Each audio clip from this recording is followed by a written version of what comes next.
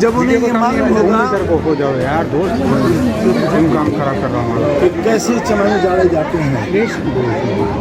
लोग तो चमन बसाते हैं, ये चमन सिर्फ इसलिए उजाड़ दिया गया कि यहाँ तुम्हारी आबादी और तुम्हारी गिनती ज्यादा है।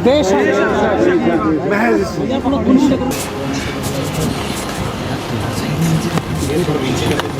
मेरी तबाहियों में मेरा अपना हाथ है।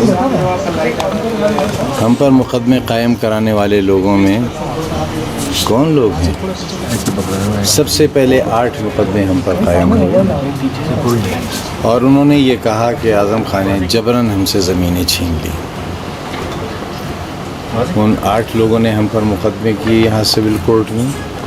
उन 8 लोगों के पेमेंट चेक से किए गए थे। सारे लोग मुकदमे हार गए और हमसे लिए हुए पैसे से उनमें से बेशतर ने 2-2 हज किए। मैंने एक मौके पर जेल में जब वीसी हुई वीडियो कॉन्फ्रेंसिंग, जज साहब से ये कहा था कि आपके पास आसमान वाले की डेलीगेटेड पावर्स हैं और उन पावर्स का इस्तेमाल आपको कैसे करना है, जाहिर है ये आपको ही तय करना है। मैं ये समझता हूँ कि हमारे कुछ हाई कोर्ट के फ़ैसलों में और सुप्रीम कोर्ट से 100% मामलों में जिस तरह से हमें इंसाफ मिला है, उसमें यही कहा जा सकता है कि सुप्रीम कोर्ट ने विधाता की तरफ से जो पावर्स उनको डेलीगेट पावर्स थी, उसका सही और जायज़ इस्तेमाल किया है। और सुप्रीम कोर्ट ने हमारे दिलों को इस बात के लिए मजबूर किया है कि जिस तरह हमारे अब्दुल्ला ने कहा, उस तरह हम भी ये कहें कि सुप्रीम कोर्ट जिंदाबाद।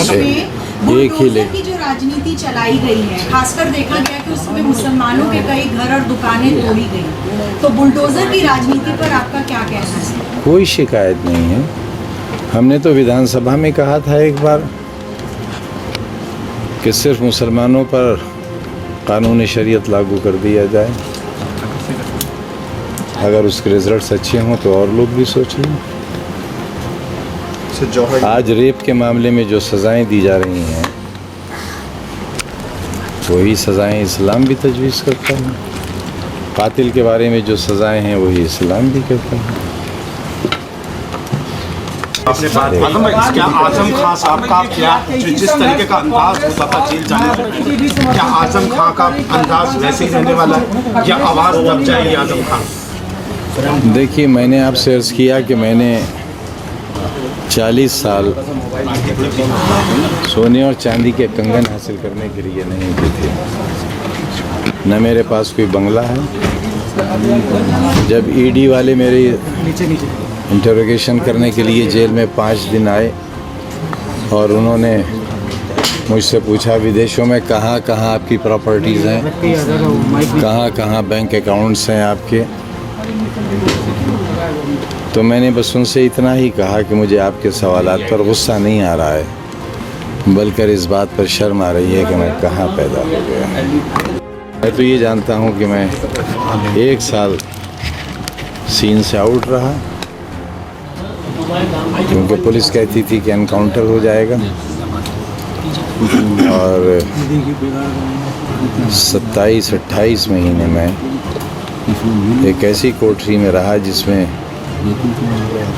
उन लोगों को बंद किया जाता था जिन्हें 2 दिन बाद फांसी होती। बिल्कुल अकेला रहता था। जिंदा आ गया वापस। आपकी आंखें नम है, यातनाओं को आपने बहुत झेला है। नहीं, बिल्कुल नम नहीं है, सर खुश्क हो गई हैं आंखें। सब लोग एक सवाल जानना चाहते हैं, अखिलेश यादव और आपके बीच में क्या अपनों ने भी खंजर घोंपा है क्या सर पीठ में आजम खान के? क्या अखिलेश की भूमिका जो होनी चाहिए थी, आप उससे ऐसा सीनियर लीडर ऑफ एसपी आप निश्चिंत नहीं? देखिए, लीडर तो हम कभी थे ही नहीं।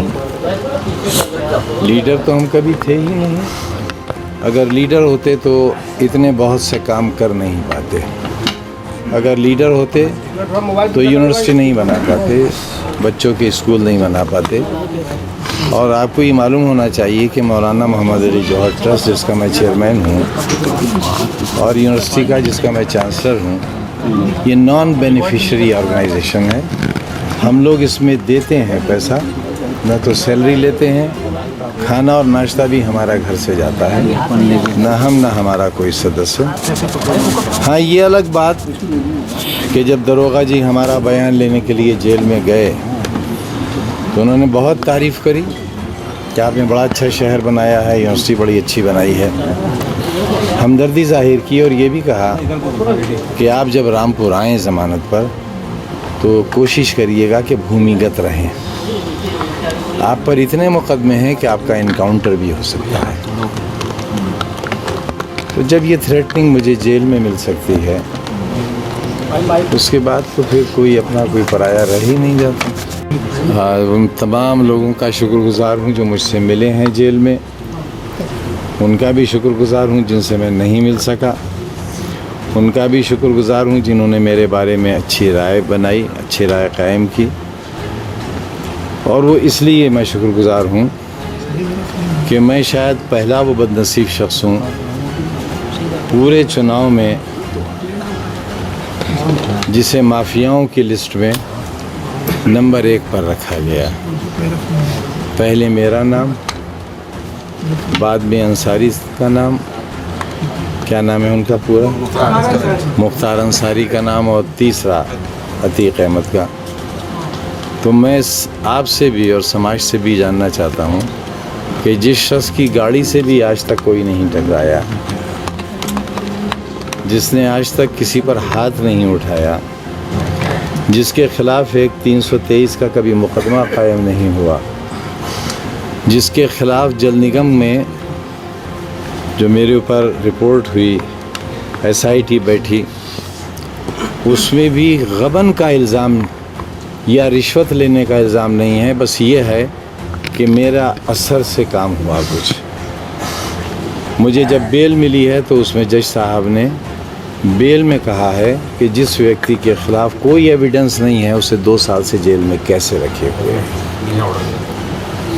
तो और आपको मालूम होगा सुप्रीम कोर्ट के जज साहब ने भी, मैं उनका यकीनन एहसानमंद हूँ, उन्होंने भी ये कहा कि 1-2 मुकदमे तो सही हो सकते हैं लेकिन 80 मुकदमे किसी पर सही नहीं हो सकते। कि मेरी इंटीग्रिटी डाउटफुल नहीं है, मैं ज़मीर बेचने वाला नहीं हूँ, न मैं मुल्क बेचने वाला हूँ, न मैं कौम बेचने वाला हूँ। ये मैंने इमरजेंसी के वक्त भी साबित कर दिया था और 40 साल तक शायद ही पूरे भारतवर्ष में कोई ऐसी मिसाल हो, और शायद अभी तक नहीं है, कि एक ही कॉन्स्टिट्यूंसी से कोई 11 बार जीता हो और एक बार जब वो जेल में हो तो इतने वोट मिले हों जितने उसे बाहर रहकर भी न मिले। सब लोग जानना चाहते हैं कि जो तकलीफ़ और जिस 27 महीने की पीड़ा से आप गुजरे हैं, और जो एक पार्टी होती है, देखिए एक माँ बाप के तौर पर पार्टी होती है आज़म भाई, उस पार्टी में क्या आपको लगता है कि जिसके लिए आपने 40 वर्षों तक सड़क पर, अभी आप बता दें लेकिन सुना ये है कि महबूबा के कहने पर किसी ने अपनी माँ का दिल निकाल लिया था, और वो दिल निकाल कर जब महबूबा की तरफ बढ़ गया तो ठोकर लगी और दिल के साथ गिर गया। तो माँ के दिल से आवाज़ आई थी, बेटे तेरे चोट तो नहीं लगी। इतने सब कुछ होने पर भी माफ़ करने को तैयार है?